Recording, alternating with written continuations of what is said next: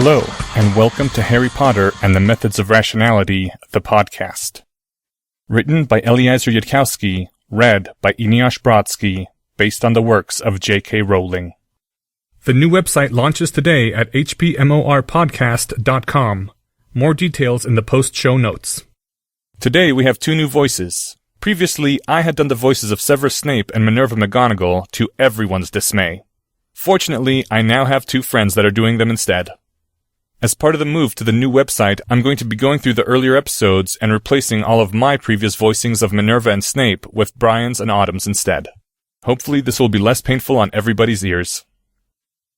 Chapter 61, The Stanford Prison Experiment, Part 11, Secrecy and Openness.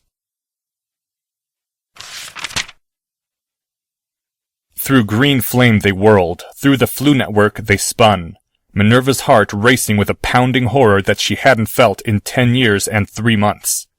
The corridors between space coughed and spit them out into the lobby of Gringotts, the safest Flu receiver in Diagon Alley, the connection most difficult to intercept, the fastest way out of Hogwarts without a phoenix. A goblin attendant turned toward them. His eyes widened, he began a slightly respectful bow. Determination, destination, deliberation.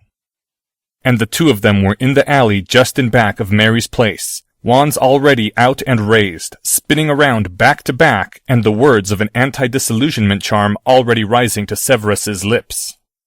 The alley was empty. When she turned back to look at Severus, his wand was already cracking down on his own head with a sound like smashing an egg, as his lips chanted words of invisibility.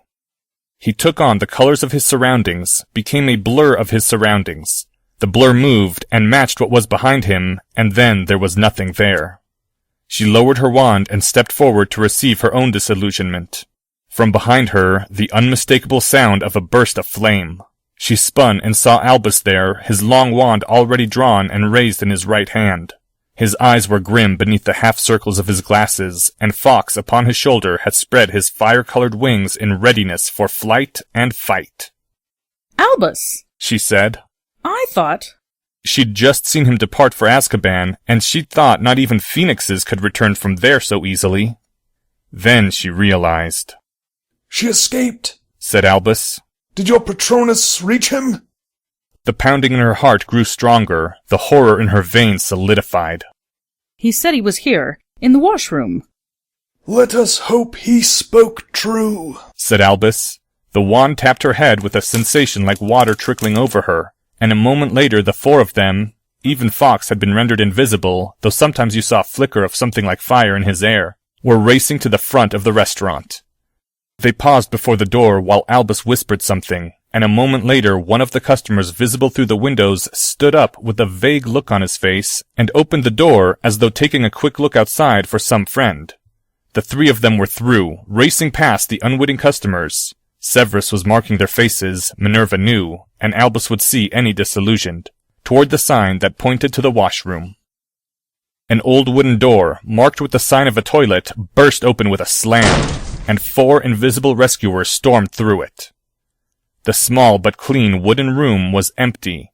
Fresh droplets of water showed in the sink, but there was no sign of Harry, only a sheet of paper left on the closed lid of the toilet. She couldn't breathe. The sheet of paper rose up into the air as Albus took it, and a moment later was thrust in her own direction. M. What did the hat tell me to tell you? Signed, H. "Ah," Minerva said aloud in surprise, her mind taking a moment to place the question. It wasn't the sort of thing you'd forget, but she hadn't been thinking in that mode, really. "I'm an impudent youngster, and I should get off its lawn." Said the air in Albus's voice, as if even he could be shocked. And then Harry Potter's head appeared, suspended next to the air beside the toilet. His face was cold and alert, the too adult Harry she'd seen sometimes, eyes darting back and forth and around. "What's going on?" the boy began. Albus, now visible once more along with her and Fawkes, was moving forward in an instant. His left hand reached forward and plucked a hair from Harry's head, producing a startled yelp from the boy. Minerva accepted the hair in her own hand, and a moment later Albus swept up the mostly invisible boy in his arms, and there was a flash of red golden fire. and Harry Potter was safe. Minerva took a few steps forward, leaned against the wall where Albus and Harry had been, trying to recover her poise. She'd lost some habits in the 10 years since the Order of the Phoenix had disbanded. Beside her, Severus shimmered into visibility. His right hand was already drawing forth the flask from his robes, his left hand already stretching forth in demand. She gave him Harry's hair, and a moment later it dropped into the flask of unfinished polyjuice, which at once began fizzing and bubbling as it settled into the potency that would enable Severus to act his part as bait. That was unexpected, the potions master said. Why did our headmaster not retrieve Mr. Potter earlier? I wonder if he was going so far as to twist time. There should have been nothing preventing him from doing so. Indeed, your Patronus should have found Mr. Potter already safe. She hadn't thought of that, a different realization having jumped to the forefront of her mind. It wasn't nearly as horrifying as Bellatrix Black having escaped from Azkaban, but still. Harry has an invisibility cloak? The potions master did not answer. He was shrinking.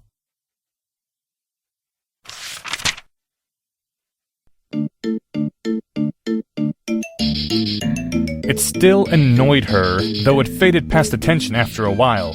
And when and if she became headmistress, she intended to silence the whole lot. Which head of Hogwarts, she wondered, had first been so inconsiderate as to create a device that made noise to pass on to their successors? She was sitting in the headmaster's office with a quickly transfigured desk of her own, doing some of the 100 little pieces of necessary paperwork that kept Hogwarts from grinding to a halt. She could lose herself in it easily, and it prevented her from thinking about other things. Albus had once remarked, sounding rather wry, that Hogwarts seemed to run even more smoothly when there was an outside crisis for her to avoid thinking about. 10 years ago. That was the last time Albus had said that. There was the chime that indicated an approaching visitor. Minerva kept reading her current parchment. The door slammed open, revealing Severus Snape, who took 3 steps inward and demanded without the slightest pause, Any word for Mad Eye? Albus was already rising from his chair, even as she tucked away her parchments and dispelled the desk. Moody's Patronus is reporting to the me in Azkaban, Albus said. His eye saw nothing, and if the eye of Vance does not see a thing, then that thing does not exist. Yourself? No one has tried to forcibly take my blood, Severus said. He gave a quick grimace of a smile. Except the defense professor. What? Said Minerva. He saw me for an impostor before I could even open my lips, and quite reasonably attacked me on the spot, demanding to know the whereabouts of Mr. Potter.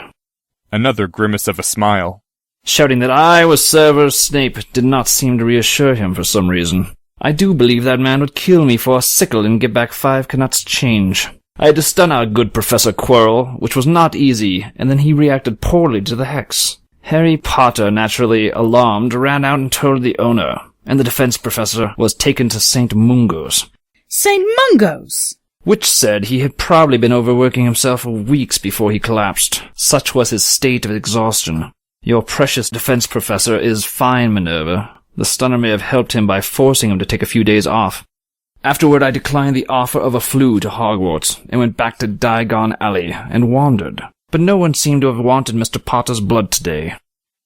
Our defense professor is in the best of hands, I am sure, said Albus. Greater matters command our attention, Minerva. It took considerable effort for her to wrench her attention back, but she sat back down, and Severus gestured up a chair for himself as well, and the 3 of them drew together to begin their council. She felt like a polyjuiced impostor sitting with those 2. War was not her art, nor plotting. She had to strain to keep 1 step ahead of the Weasley twins, and sometimes she failed at that. She was sitting here, ultimately, only because she had heard the prophecy. We are faced, the headmaster spoke first, with a rather alarming mystery. I can think of only 2 wizards who might have engineered this escape. Minerva drew in her breath sharply.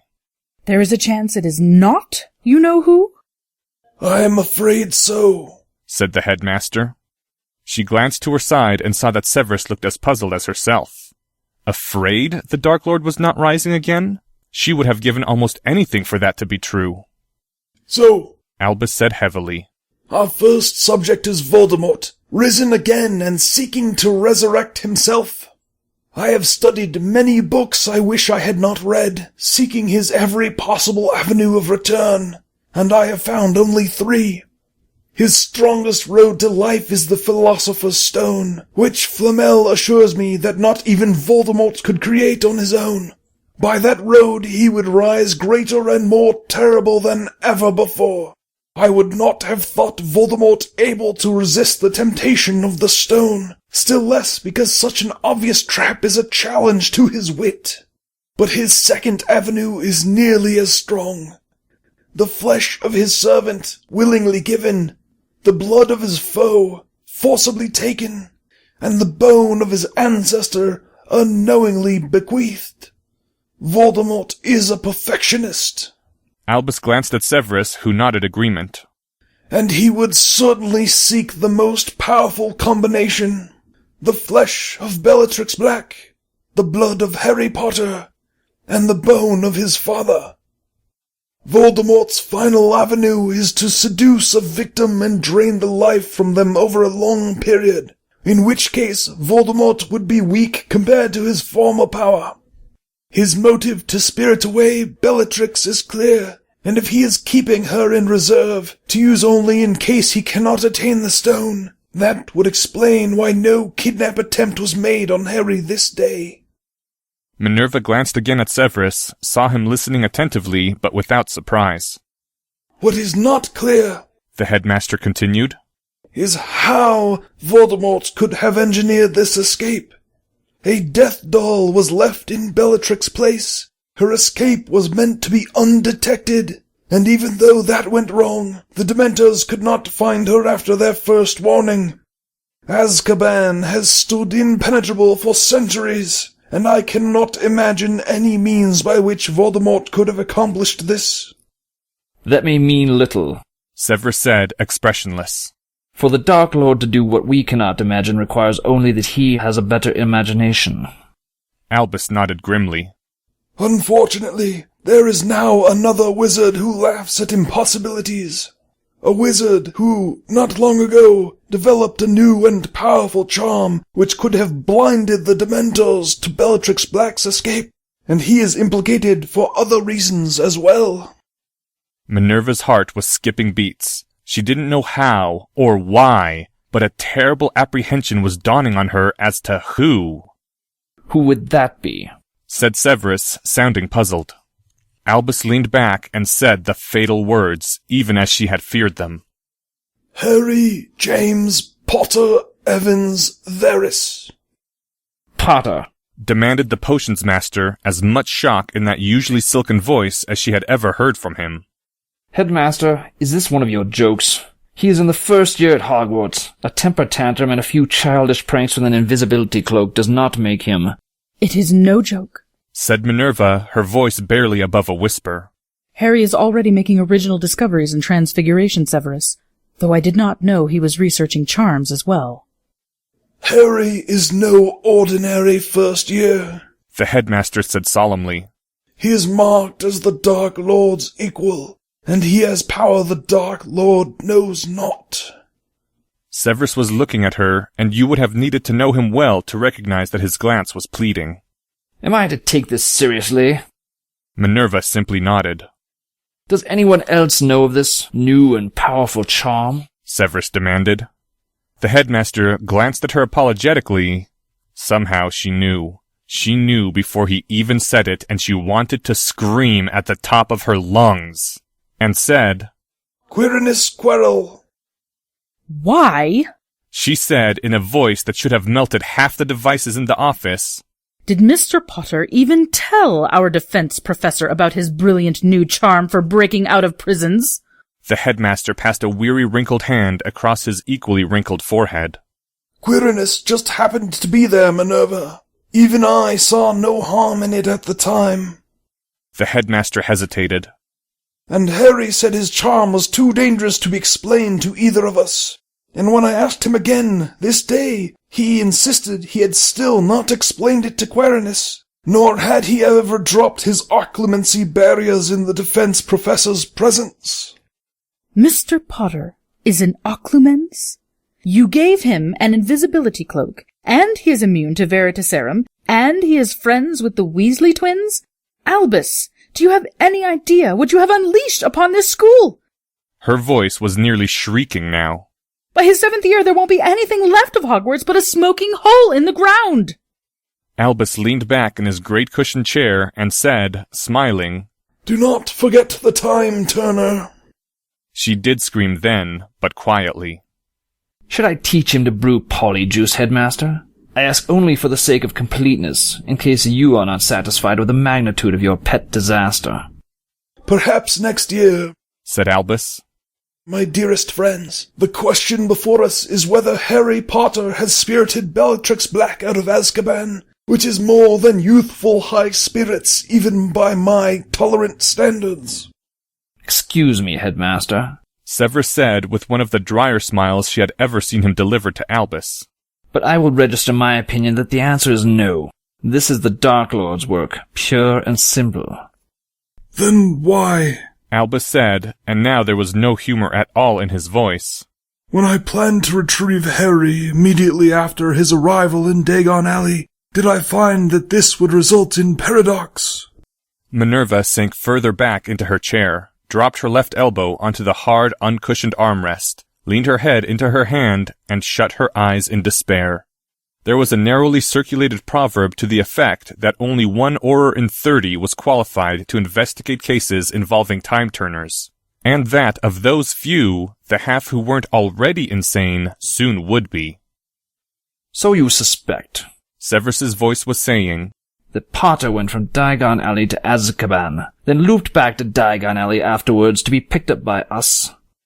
Precisely.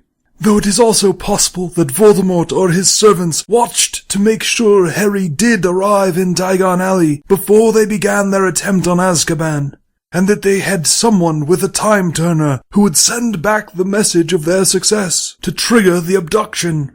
Indeed, it was my suspicion of this possibility that caused me to dispatch you and Minerva on your own mission before I myself went to Azkaban. I thought then their breakout would fail, but if retrieving Harry Potter meant observing the fact of their eventual failure, then I myself could not have gone to Azkaban after I had interacted with them, for Azkaban's future cannot touch its past. When in Azkaban, I received no report from you or Minerva, nor from Flitwick, whom I told to try contacting you. I knew that your interaction with Harry Potter had been an interaction with Azkaban's future, meaning that someone was sending messages through time. Then Albus's voice stopped. But Headmaster, you came back from Azkaban's future and interacted with us. The potions master's voice trailed off. But Severus, if I had received reports from you and Minerva of Harry's safety, I would not, in the first place, have gone backwards in time to— Headmaster, I think we must draw diagrams for this. I agree, Severus. There was the sound of parchment being spread on a table, and then quills scratching and more arguing. Minerva sat in her chair, head resting in her hand, eyes shut. There was a story she'd once heard about a criminal who had possessed a time-turner, which the Department of Mysteries had sealed to him in a case of extremely bad judgment as to who needed one. And there had been an Auror assigned to track down this unknown time criminal who had also been given a time-turner. And the story ended with both of them in St. Mungo's ward for total unrecoverable nutcases. Minerva sat there with her eyes shut, trying not to listen, trying not to think about it, and trying not to go insane. After a while, when the argument seemed to have wound down, she said aloud, Mr. Potter's time-turner is restricted to the hours of 9 p.m. through midnight. Was the shell tampered with, Albus? Not to my most discerning charms, but the shells are new things, and to defeat the unspeakable's precautions and leave no trace of the defeat might not be impossible. She opened her eyes and saw Severus and the headmaster staring intently at a parchment covered with tangled squiggles that would have no doubt driven her mad to comprehend. Have you come to any conclusions? And please don't tell me how you arrived at them. Severus and the headmaster looked at each other, then turned to look at her. We have concluded, The headmaster said gravely, that either Harry was involved or he was not. That either Voldemort has access to a time turner or he does not. And that regardless of what could have happened within Azkaban, nobody would have visited the little Hanglethorn graveyard during the period Moody has already watched over it within my own past. In short, Severus drawled, we know nothing, dear Minerva, though it seems at least likely that another time-turner was involved somehow. My own suspicion is that Potter has been bribed, tricked, or threatened into conveying messages backward in time, perhaps even regarding this very prison break. I shall not make the obvious suggestion as to who is pulling his strings, but I suggest that at 9 o'clock tonight we test whether Potter is able to travel the full 6 hours backward to 3 o'clock, to see if he has yet used his time-turner. That seems wise to do in any case. See that done, Minerva, and tell Harry to stop in my office at his convenience afterward. But you still suspect Harry of direct involvement in the prison break itself. Possible, but unlikely, said Severus. At the same time Albus said, Yes. Minerva pinched the bridge of her nose, took a deep breath, let it out. Albus, Severus, what possible reason has Mr. Potter to do such a thing? None that I can think of. But it remains that Harry's magics alone, of all the means known to me, might have— Hold, said Severus. All expression vanished from his face. A thought occurs to me. I must check. The potions master seized a pinch of flue powder, strode across the room toward the fireplace. Albus hastily waved his wand to light it, and then, in a flare of green flame and the words, Slytherin, head of house office, Severus was gone. She and Albus looked at each other and both shrugged, and then Albus turned back to studying the parchment. It was only a few minutes later that Severus spun back out of the flue, brushing traces of ash from himself. Well, said the potions master, again the expressionless face. I'm afraid that Mr. Potter does have a motive. Speak! I found Lestat Lestrange in the Slytherin common room studying. He was not reluctant to meet my eyes, and it seems that Mr. Lestrange did not like to think of his parents in Azkaban, in the cold and darkness, with the Dementors sucking away their life, hurting every second of every day. He told Mr. Potter so in as many words, and begged him to get them out, since, you see, Mr. Lestrange had heard that that boy who lived could do anything. She and Albus exchanged glances. Severus, surely even Harry has more common sense than that. Her voice trailed off. Mr. Potter thinks he is God, Severus said without expression. And Lestat Lestrange fell to his knees before him in the heartfelt cry of prayer. Minerva stared at Severus, feeling sick to her stomach. She had studied Muggle religion. It was the most common reason for needing to memory charm the parents of Muggleborns, and she knew enough to understand what Severus had just said. In any case, I looked within Mr. Lestrange to see if he knew anything of his mother's escape. He had heard nothing, but the instant he learns he will conclude that that person responsible was Harry Potter. I see, Albus said slowly. Thank you, Severus. That is good news. Good news? Minerva burst out. Albus looked at her, his face as expressionless as Severus's now, and she remembered, with a shock, that Albus's own— It is the best reason I can possibly imagine for removing Bellatrix from Azkaban, Albus said quietly. And if it is not Harry, let us recall, then it is certainly Voldemort himself making his first moves. But let us not be hasty in judgment while there is much we do not yet know, but soon will. Albus once more stood up from behind his desk, strode to the fireplace still alight, cast in another pinch of green powder, and stuck his head into the flames. Department of Magical Law Enforcement. Director's Office. After a moment, the voice of Madame Bones came through, clear and sharp. What is it, Albus? I am somewhat busy. Amelia, said Albus.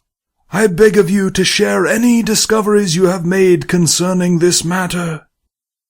There was a pause. Oh. Said the cold voice of Madame Bones from the blazing fire. And is that a two-way road then, Albus?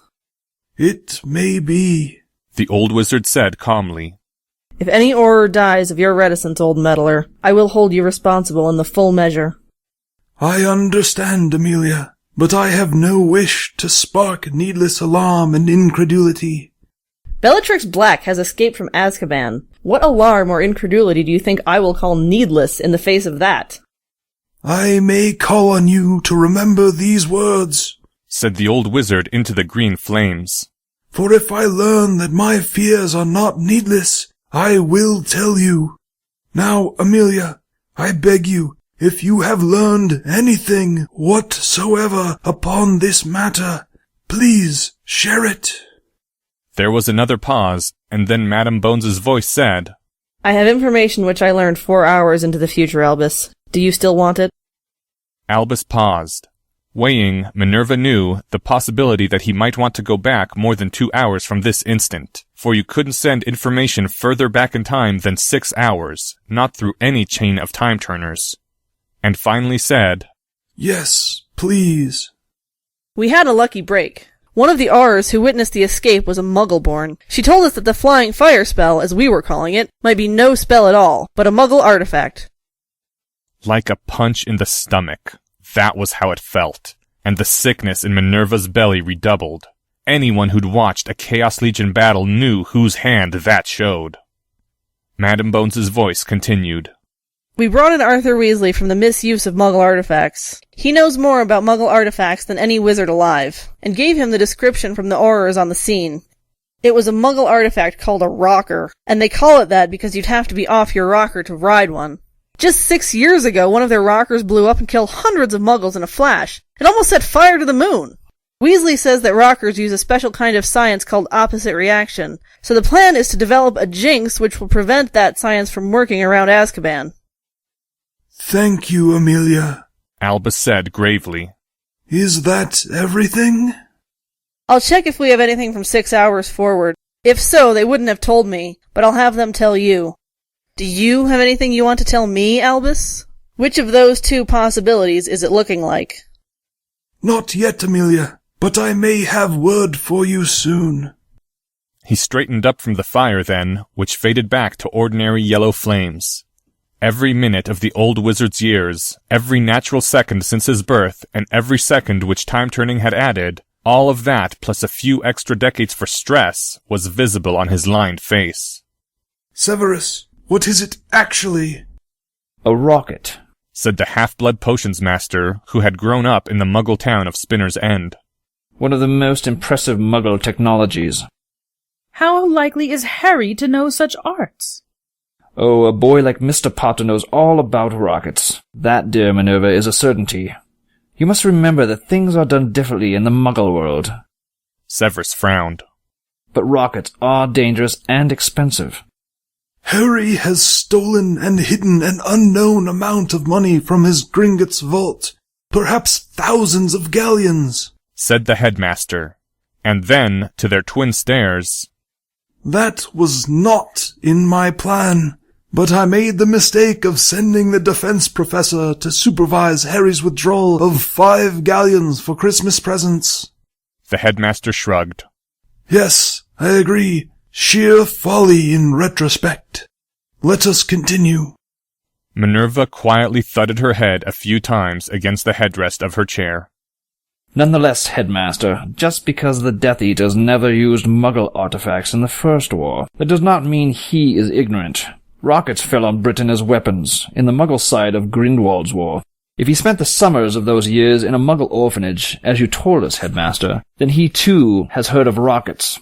And if he has been listening to reports of Mr. Potter and his mock battles using Muggle artifacts, he would certainly learn his enemy's strengths and try to redouble them himself. That is just how he thinks. Any power he sees he will try to take for his own. The old wizard was standing stock still, utterly motionless, even the hairs of his beard frozen in place like solid wires. And the thought came to Minerva, as frightening as any thought she'd ever had, that Albus Dumbledore was rooted to the spot in horror. Severus, Albus Dumbledore said, and his voice almost cracked. Do you realize what you are saying? If Harry Potter and Voldemort fight their war with Muggle weapons, there will be nothing left of the world but fire. What? Said Minerva. She had heard of guns, of course, but they weren't that dangerous to an experienced witch. Severus spoke as though she weren't in the room. Then perhaps, Headmaster, he is sending a deliberate warning to Harry Potter of exactly that, saying that any attack with Muggle weapons will be met with retaliation in kind. Command Mr. Potter to cease his use of Muggle technology in his battles. That will show him the message is received, and not give him any more ideas. Severus frowned. Though, come to think of it, Mr. Malfoy, and of course Miss Granger, well, on second thought, a blanket prohibition on technology seems wiser. The old wizard pressed both his hands to his forehead, and from his lips came an unsteady voice. I begin to hope that it is Harry behind this escape. Oh, Merlin, defend us all. What have I done? What have I done? What will become of this world? Severus shrugged. From the rumors I have heard, Headmaster, Muggle weapons are only slightly worse than the more recondite aspects of wizardry. Worse? Gasped Minerva, and then shut her mouth as though by force. Worse than any peril left in these fading years. Not worse than that which erased Atlantis from time. Minerva stared at him, feeling the sweat break out all along her spine. Severus continued, still addressing Albus. All the Death Eaters save Bellatrix would have betrayed him. All of his supporters turned against him. All the powers of the world converged to destroy him, if he had been reckless with any truly dangerous potency. Is this so different then? Some motion, some color had returned to the old wizard's face. Perhaps not. In any case, Severus said with a slightly condescending smile, Muggle weapons are not so easy to obtain. Not for 1,000 galleons, nor 1,000,000. Doesn't Harry just transfigure the devices he uses in his battles? Thought Minerva, but before she could open her mouth to ask, the fireplace erupted in green flames, and the face of Pius Thickneys, Madam Bones's assistant, appeared therein. Chief Warlock, said Thickneys, I have a report for you, transmitted from... Thickneys' eyes flickered over Minerva and Severus. 6 minutes ago. 6 hours ahead, you mean? These two are meant to hear it. Deliver your report. We know how it was done. In Bellatrix Black's cell, hidden in one corner, was a potions vial, and testing the traces of remaining fluid shows that it was an animagus potion. There was a long pause.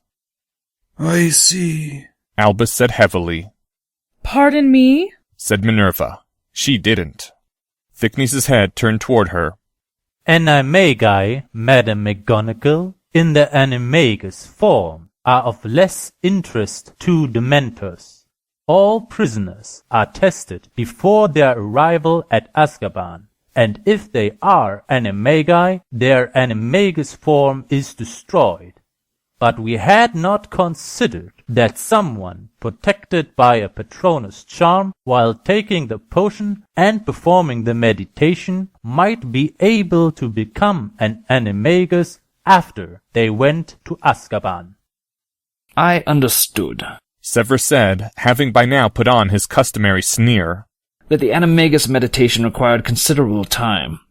Well, Mr. Snape, Thickneys barked.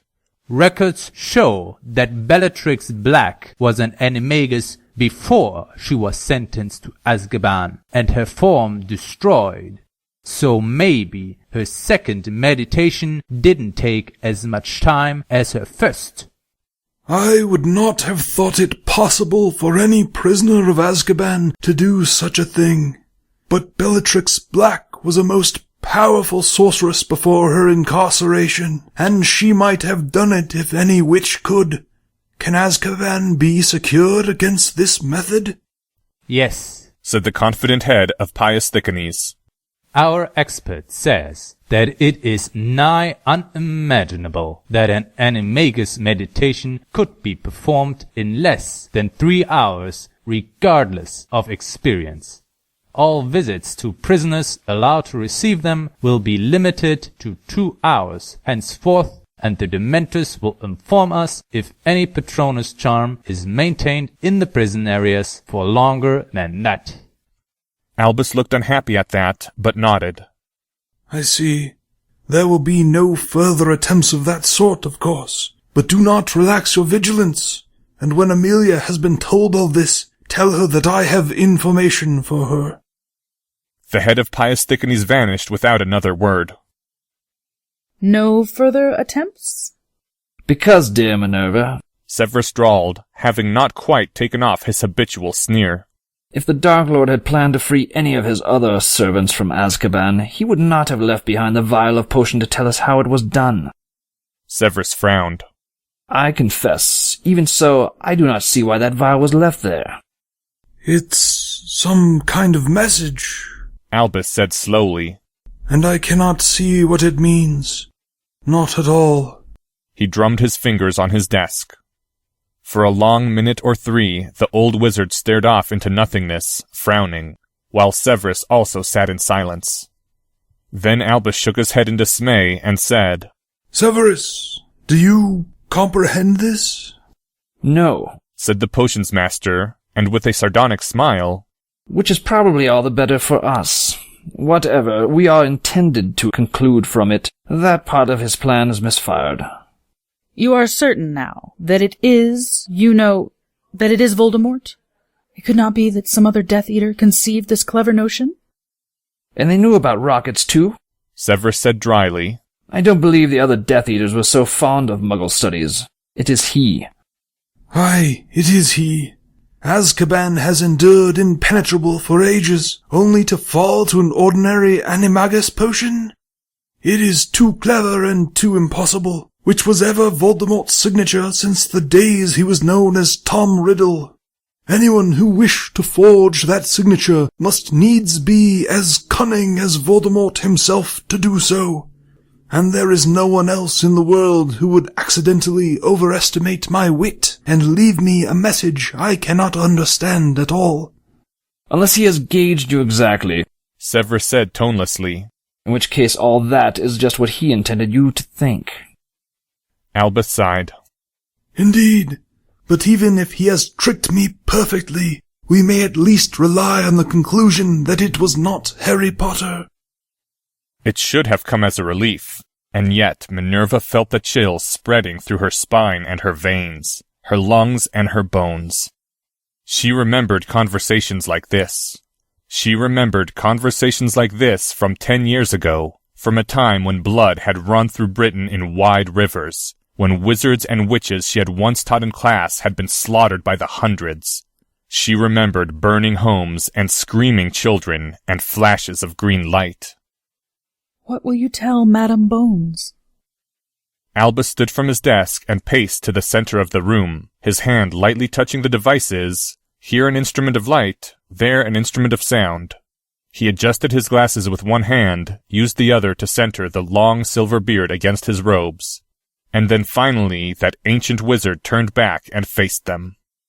I will tell her what little I know of the dark art called Horcrux, by which a soul is deprived of death, said Albus Dumbledore in a soft voice that seemed to fill the whole room. And I will tell her what may be done with the flesh of the servant.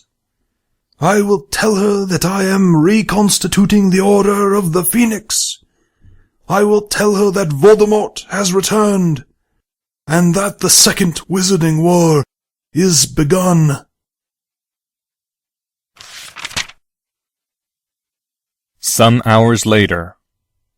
The antique old clock upon the wall of the deputy headmistress's office had golden hands and silver numerals to make the clock face.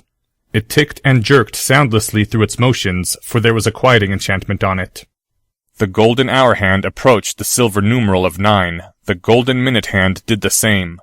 The two linked components of time nearing each other, soon to be in the same place and never to collide.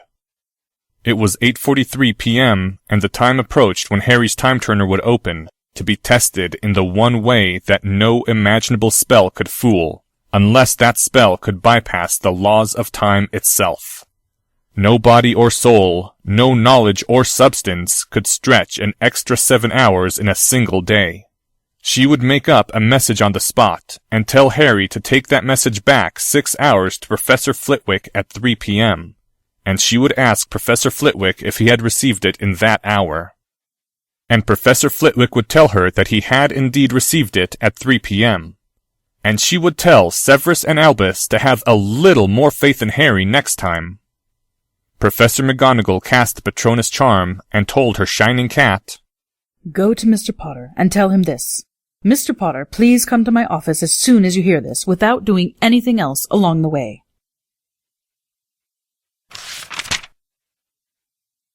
End Chapter 61. The new website is now live at hpmorpodcast.com. It contains production notes, credits, and a better look overall. As I replace the original first 10 episodes with new versions, they'll be going up there, and the old episodes will be moved to the archive. Before the next week's episode is published, the RSS and iTunes feeds should be automatically redirected to the new feed. But I'll continue updating the Libsyn site for another couple of weeks, and then leave a redirect page up for about a month after that. Thank you to the following people: Minerva McGonagall, read by Autumn Rachel Dryden. Amelia Bones by Melissa Kessler. Dumbledore, Drake Walker. Severus Snape by Brian Jones. The original text for this chapter can be found at hpmor.com. A link is included in this file's description. Recordings, questions, and comments can be sent to hpmorpodcast@gmail.com. If you enjoyed this podcast, please help spread the word at your social forum of choice.